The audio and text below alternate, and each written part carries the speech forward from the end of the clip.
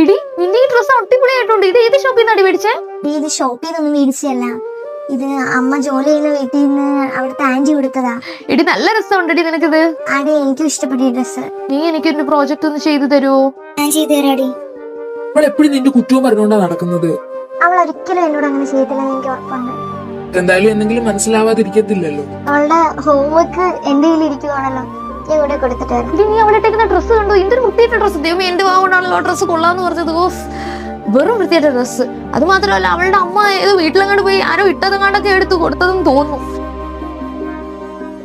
ഗതികേട് നോക്കടി, ഇത്രയും വൃത്തിയായിട്ട ഡ്രസ്സൊക്കെ എന്റെ വാവുകൊണ്ട് കൊള്ളാന്ന് പറയുന്ന ഒരു അവസ്ഥ.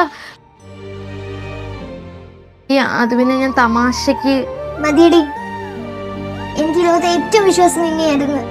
നിനക്ക് ഇതുപോലത്തുള്ള ഹോംവർക്കും പ്രോജക്റ്റും ഒക്കെ ചെയ്യാൻ വേണ്ടിയിട്ട് ഒരാളായിരുന്നെങ്കിൽ അതിനോട് പറഞ്ഞാൽ മതിയായിരുന്നു. എടി സോറി. ഇനി നീ എന്റെ അടുത്ത് മിണ്ടാൻ വരരുത് പ്ലീസ്.